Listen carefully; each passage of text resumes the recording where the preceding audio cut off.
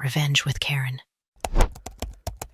I knew the night was going to be a 3-drink minimum when Celine, CEO in waiting, daughter of the founder, and human LinkedIn post, clinked her champagne glass, made a little SHHH gesture, and said, "Let's raise a toast to the real talent on this project, and not just the ones who write boring compliance emails." The table roared. One guy actually slapped the back of his chair like he was at a goddamn comedy club. Another junior exec did that fake shocked face, like oh snap, before nodding at Celine with the fervor of someone trying to earn stock options through sycophancy. I just smiled, like it didn't hit, like it wasn't my work buried under her glitter, like I hadn't been the one who cleared the licensing maze, documented every red flag, and sent 5 separate risk memos, each met with the same polite "thanks, Judith, we'll circle back." Spoiler, no one circled back. I sipped my seltzer because they didn't even spring for Pellegrino this year, and told myself what I always do: play nice. Look polished, be the calm in the Gala storm, but I felt it. That quiet hum under my ribs, not rage, not sadness. Just the sharp, surgical clarity of a woman who knows the room doesn't see her yet.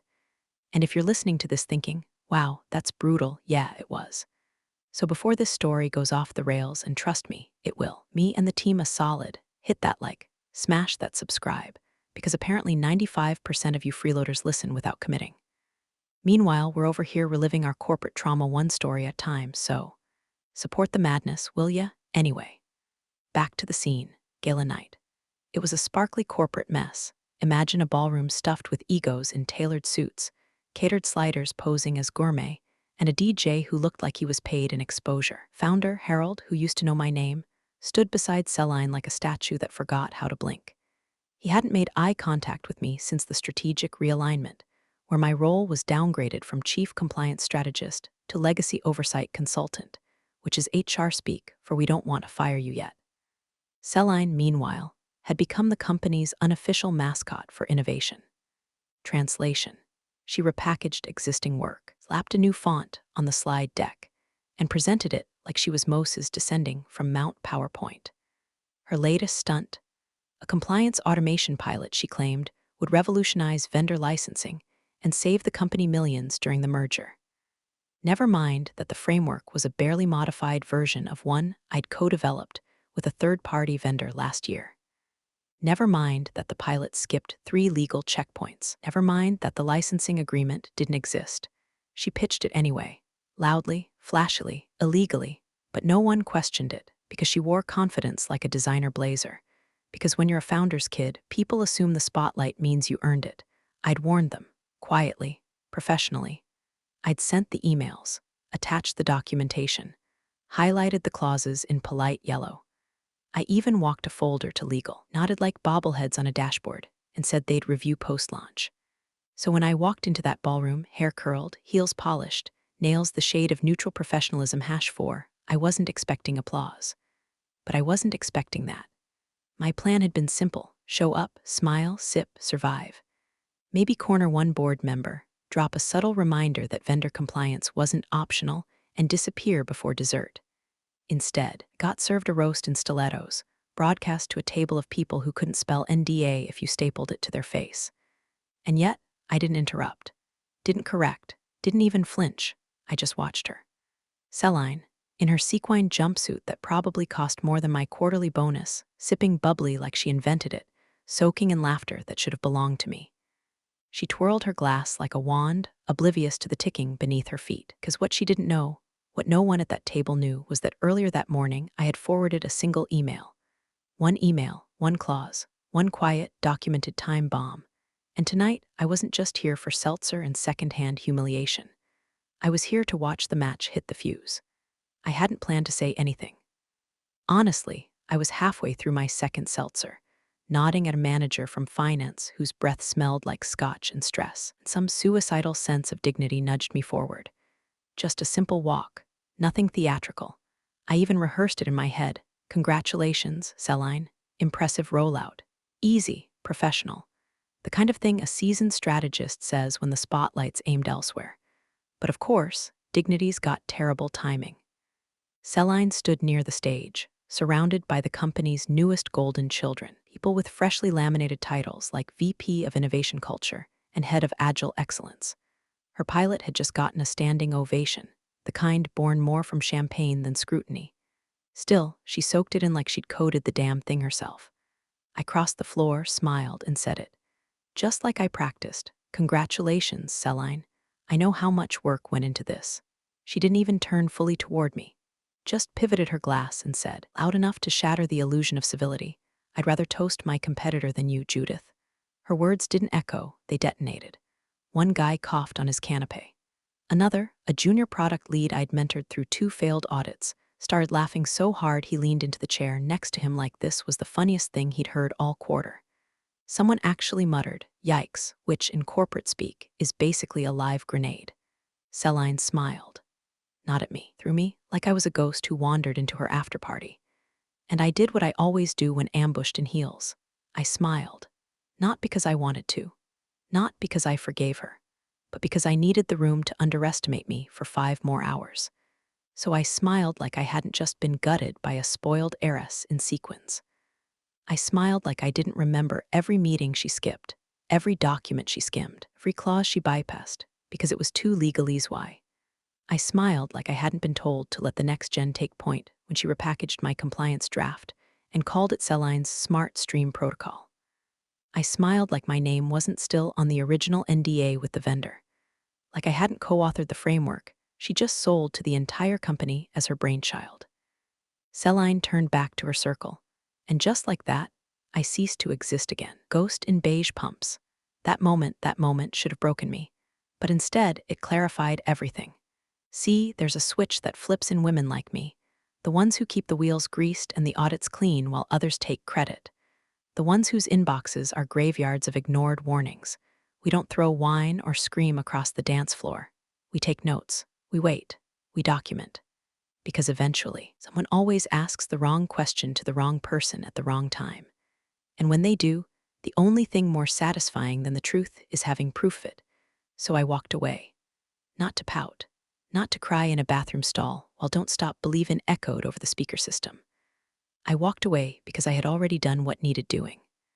That morning, while Celine was getting her blowout and probably rehearsing her applause lines in front of a gold-framed mirror, had logged one email, just one, to someone she didn't even know I knew, the lead counsel for the acquiring firm. Attached was the original NDA, the unlicensed framework, the signature page with a name that sure as hell wasn't mine but looked like it was supposed to be. And a single line from me, per your interest in IP assurances, I believe this may require urgent review prior to acquisition terms. No threats. No accusations. Just a matchbook, neatly placed. I wasn't here to fight. I was here to watch who smelled the smoke first. Back at the bar, one of the board members glanced in my direction. Just a flicker, like he was trying to remember something, or maybe he'd heard the whisper before the room moved on. The beauty of the game is this. If you play it long enough, you stop needing to win every round. You just wait for the one that matters. Let it go, Judith, Marcia whispered, placing her wine glass down like we were discussing floral centerpieces and not my public execution. It's just a party. She's young. She's under pressure. Don't make waves. Funny how when a man slaps your work into a PowerPoint and calls it innovation, it's mentorship. When a woman does it, it's empowerment. And when I try to hold either accountable, it's bitterness. I didn't respond, just tilted my head like I was pondering her advice, instead of fighting the urge to turn the entire gala into a legal seminar with witness exhibits and subclauses. Marcia, for what it's worth, meant well. She was part of the old guard, knew me from back when compliance still had a seat at the table, back before the board started fetishizing disruption like it was a new CrossFit routine. She didn't know what I knew, didn't see what I'd already seen. Flashback with me, just for a second, 3 weeks earlier, a Tuesday. The kind of day that smells like burnt coffee and impending disaster. I'm combing through Celine's compliance optimization framework because I recognize the architecture. It's mine, my bones, my structure. Dressed up in prettier fonts, sure, but the DNA is unmistakable. Worse, she's presenting it as final, as a saleable asset, as IP the company owns, clean and clear. Except it's not. Not by a mile. See, back when I still had influence, I'd worked with a third-party vendor on the original model. We hadn't finalized licensing.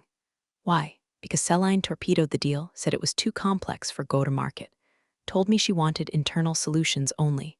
2 months later, she dusted off my work, gutted the risk controls, and branded it as hers. No license. No payment. No contact with the vendor. And the real kicker, someone forged my goddamn signature on a draft agreement. Sloppy work, too. Wrong date format. Misspelled my middle initial. I nearly laughed when I found it. Nearly. Instead, I drafted an email to legal. Subject line, IP risk urgent licensing question. Attached the flagged contract, pointed out the issues, asked for confirmation on final sign-off. No reply. Not that day. Not that week. Not ever. Maybe they didn't want to see it. Maybe Celline's star was too bright to cast shadows. Or maybe they decided I was past my prime, compliance Barbie in last season's Blazer, whispering about risk while the grown-ups closed deals. I opened the email again that night, hovered over delete. My finger trembled on the key, then something inside me snapped into place.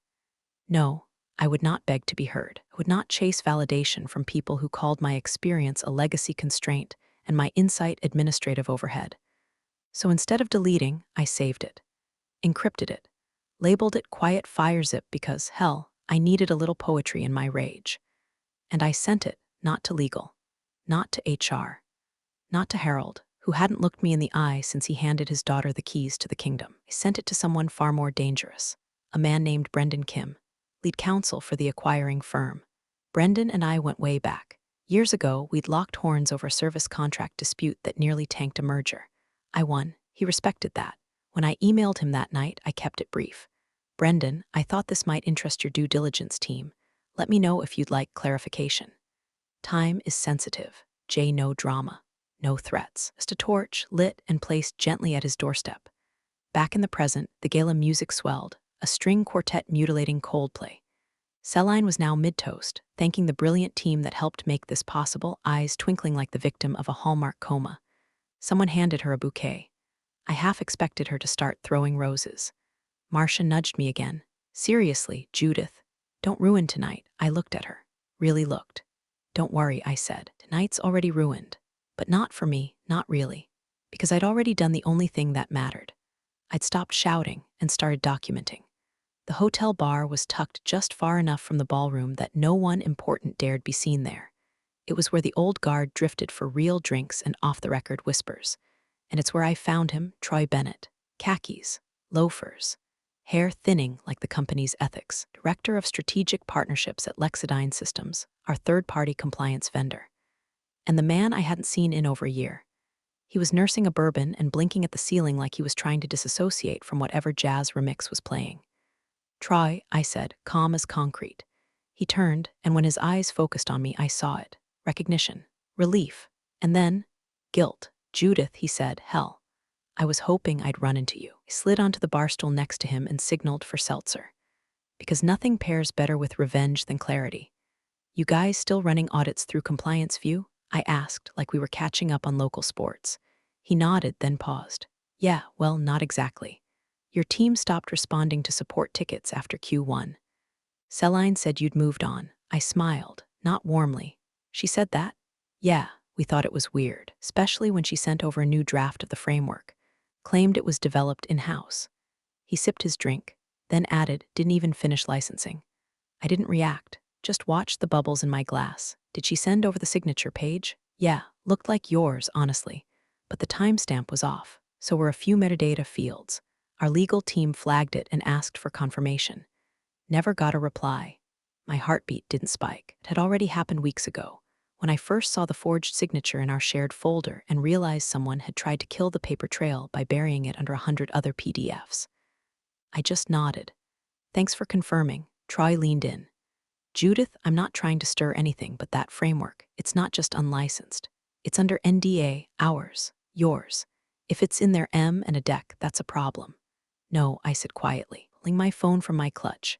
If it's in their M and a deck, it's a bomb. He blinked. Are you gonna? Already did, I replied. I'd waited for this moment, not the dramatic confrontation, not the aha, you got caught climax. I'd waited for the facts to stack tall enough to cast a shadow even Celline's privilege couldn't block out. Brendan Kim had received 2 emails from me in 24 hours. The first was a quiet nudge. The second, sent exactly 12 minutes ago, was the hammer. Subject, urgent licensing discrepancy, asset 3C/smart stream body. Brendan, attached are the NDA draft signature page, not mine, and Lexidine's confirmation of breach. Per Section 14.2 in your IP review packet, I believe this nullifies exclusivity and delays asset claim.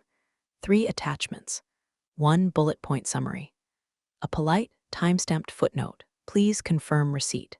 It wasn't vengeance. It was protocol. Back at the bar, Troy shook his head. You always were 3 steps ahead. I shrugged. I just read the contract. In the ballroom, Celine had taken the mic again, probably thanking her stylist or quoting Maya Angelou off a Pinterest board. The applause was rolling, thick, and unearned. The thing about spotlights is, they blind the one standing in them, so she didn't see Brendan walk into the back of the room. Didn't see him tilt his phone screen toward one of the board members. See the board member's face turn the color of overcooked shrimp. I slid off my stool. You going back in there? Troy asked. Eventually, I said, smoothing my dress, but not until they figure out what she did. I left the bar and walked the long hallway back toward the gala, heels echoing like a metronome. With each step, I shed a layer of silence I'd been taught to wear like armor. No one would call me bitter again. Not when the receipts were this clean, not when the signature wasn't mine, and not when the first domino had already tipped. This wasn't personal, it was structural collapse, and I had simply pointed to the crack. The murmurs started around the dessert table, somewhere between the salted caramel mousse and the gluten-free corporate lies. I felt them before I heard them. Side glances, tight smiles, a sudden overcorrection in tone. People just remembered I was still technically an executive and not a ghost in sensible heels. First, it was Evan from Strategy, who gave me a nod he hadn't managed in the last 3 quarters. Then Christine from Legal, who'd ignored every one of my flagged emails, asked how I was enjoying the evening. I said it was illuminating and let the word hang like a light bulb over a crime scene. But the real moment came when Wallace Burnham, Roman 3, board member who smelled like generational wealth and imported cigars, cornered me near the coat check. He was always one of Harold's golf buddies, the kind of man who thought compliance was a department invented to punish ambition. I'd heard him once refer to regulatory frameworks as handcuffs for cowards, and yet there he was now, fidgeting with his cufflinks, eyes darting like he'd just found a mouse in his martini.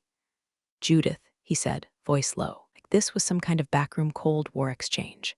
Is there something we should know about Celine's deliverable? I looked him right in the eye and said, if there is, I'm sure you'll find out soon enough. He blinked, twice, then cleared his throat and wandered off, probably to text someone who still believed Celine's pilot was a net positive asset and not a flaming IP violation on stilts. Let them sweat. See, there's power in not rushing to the mic, letting the fire build on its own oxygen. I'd spent years trying to get ahead of flames, flagging risks, putting out sparks before they caught.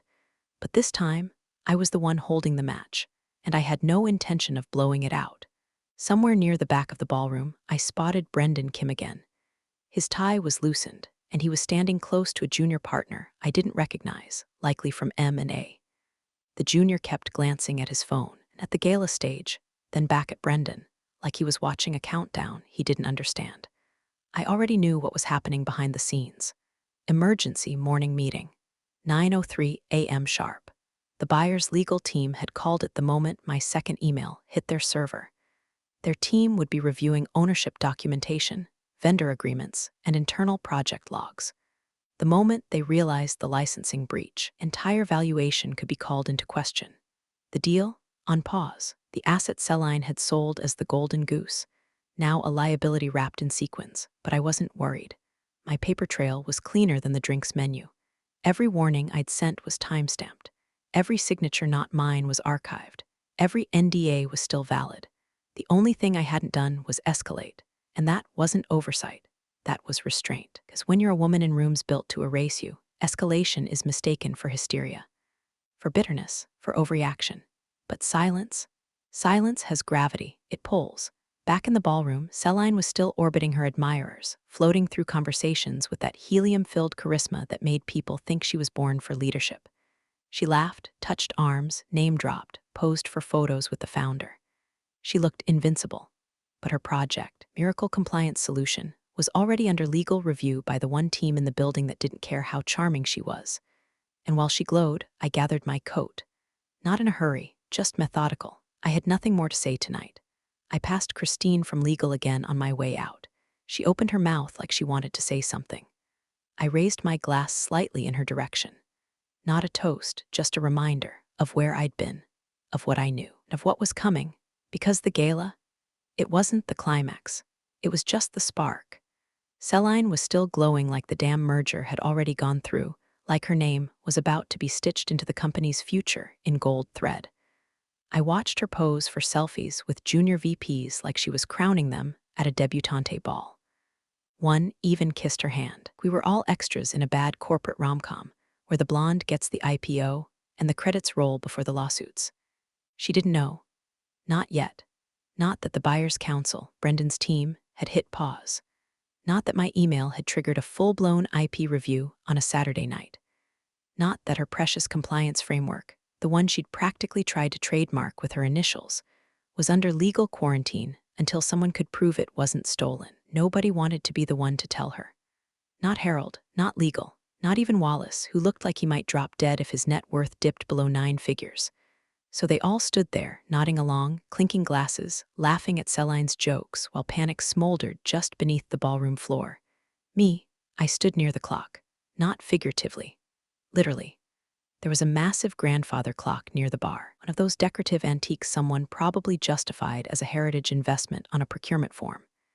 Its second hand ticked like it had a grudge, and I let it anchor me while the room throbbed with oblivious celebration.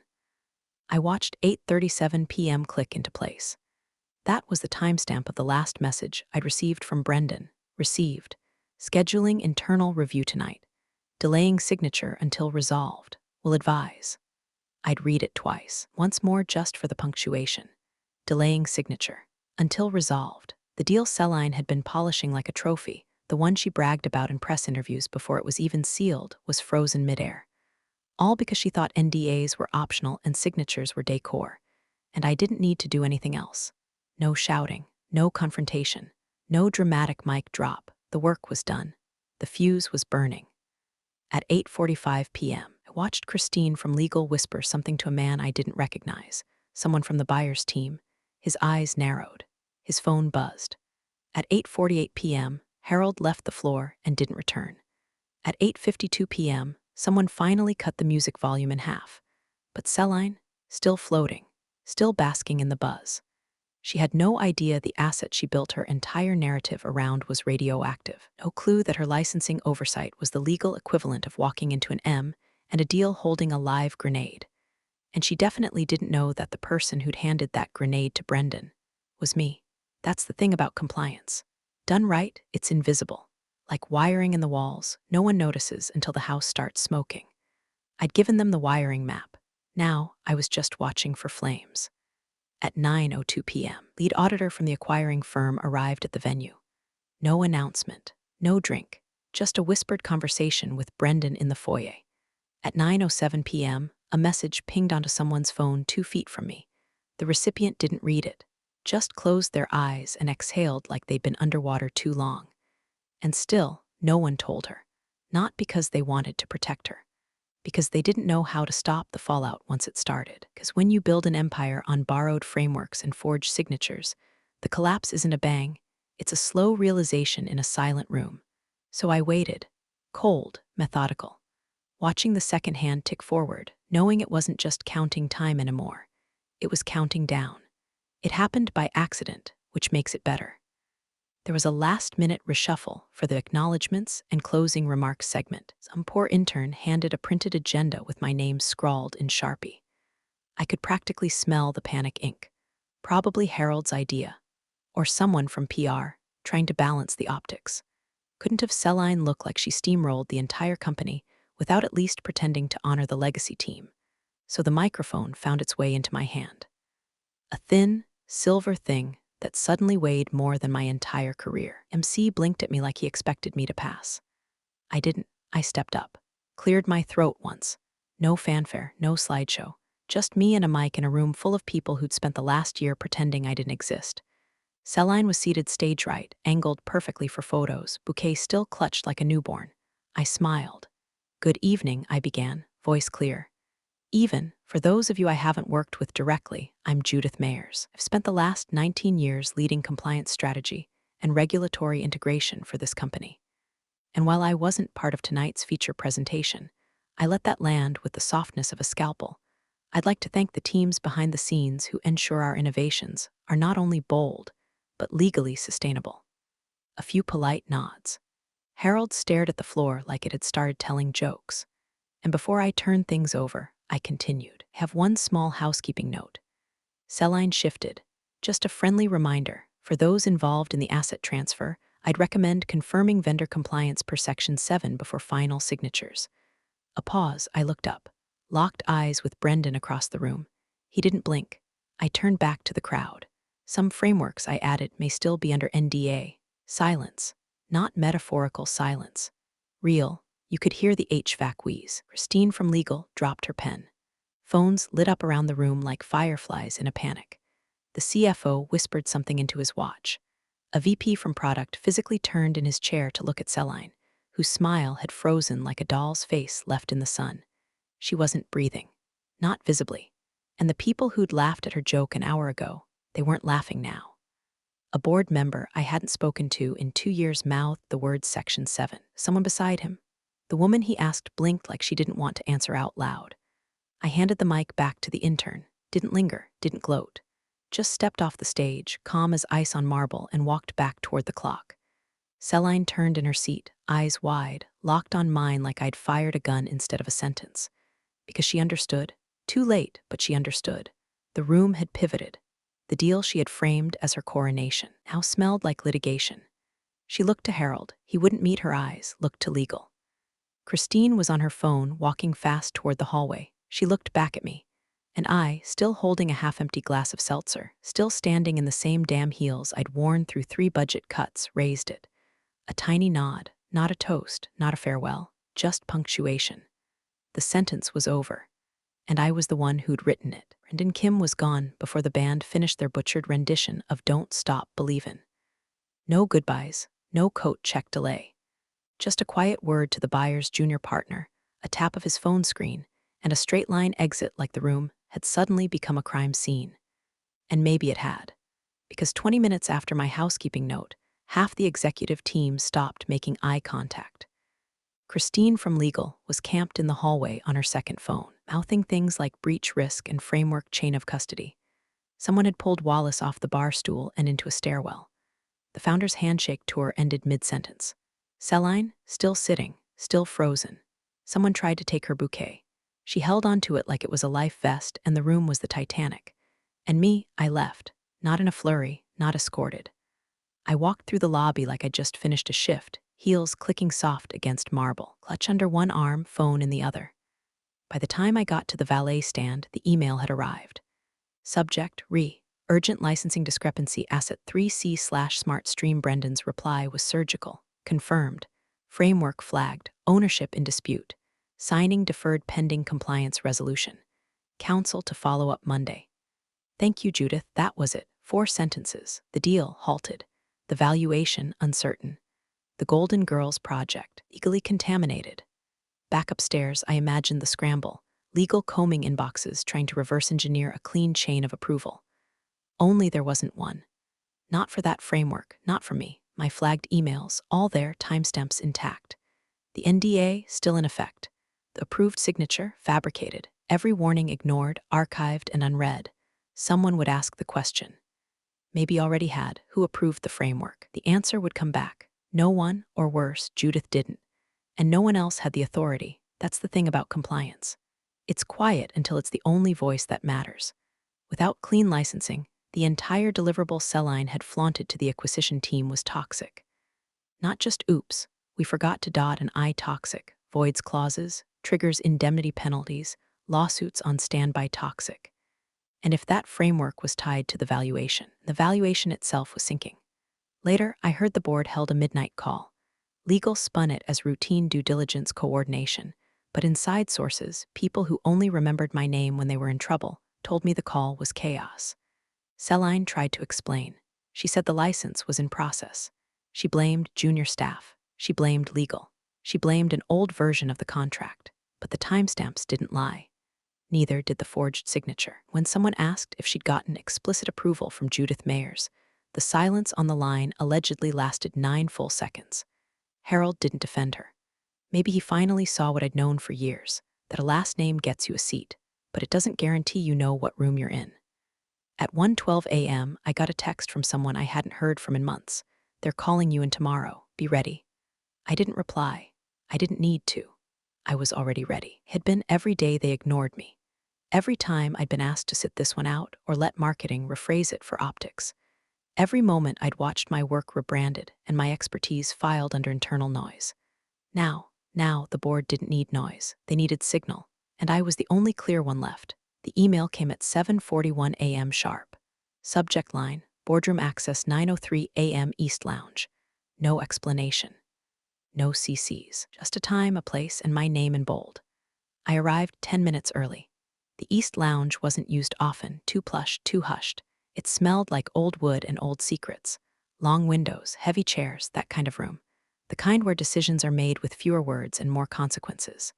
When I walked in, 3 people were already seated. Brendan Kim, cool and crisp in a navy suit that didn't wrinkle under pressure. 2 board members, Wallace, visibly deflated, and Camille, who used to nod right through every risk-flagged memo I sent without so much as a post-it follow-up. They nodded at me now, with intent, not courtesy. A 4th chair waited at the head of the table. I took it.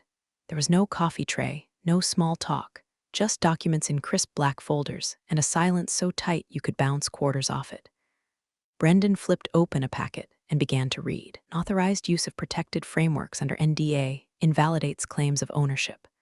Under Section 14.2, such breach suspends all asset transfer claims related to the compromised deliverable. He paused, looked at me. Our offer is paused pending remediation. Camille shifted, lips pursed like she'd swallowed a lemon. Wallace rubbed his temple like he could erase the past 48 hours by massaging the regret into submission. Brendan continued, voice flat but final. However, upon internal review, it was determined that all original framework documentation, audit trails, and contractual clarifications were maintained and traceable by Miss Judith Mayers. He slid a folder toward me. In light of the current risk exposure, and with the goal of achieving regulatory resolution, we'd like to retain Miss Mayers as executive advisor to oversee vendor compliance, remediation, final valuation audits. I didn't blink, didn't reach for the folder immediately, just let the moment sit there. The chair was warm now, not from heat, but relevance. Camille cleared her throat. Judith, we realize this may come as abrupt, but your history with the framework and your, thoroughness are what we need. Not what they wanted, not what they recognized, what they needed. The board hadn't chosen me, the breach had. I finally took the folder, opened it, viewed the title page. My name was at the top, no middle initials missing, no fake signature. Mine. I closed it gently. I'll oversee the remediation, I said, but we do it by the book, no shortcuts, full transparency. I want direct access to vendor communication, and I sign off on every line. Brendan nodded, no debate, because at that point I wasn't an option. I was the requirement. Camille opened her mouth to say something, maybe some PR version of an apology, but before she could, the door opened. It wasn't Celine, it was HR. They walked in with that slow, clinical gait, the kind reserved for transitions, the kind where the subject isn't invited to the room. Celine wouldn't be joining us, not now, not ever. No exit announcement, no farewell email, just the quiet kind of erasure reserved for people who flew too high on other people's wings. I stood, folder in hand, poured myself a glass of water from the pitcher on the sideboard. No fanfare, no toast request. Still, I raised it, not high, just enough. To competitors, I said, letting the silence absorb the meaning in their short careers. Brendan gave a quiet smile. No one laughed, not out of discomfort, out of respect. I didn't need the last word. I'd already written the last clause, and in that quiet, walnut-paneled lounge, they finally read it aloud. Big thanks, you legends of the old office days. Subscribe to keep the switch-flicking chaos alive. Your ex-boss is shaking in their loafers.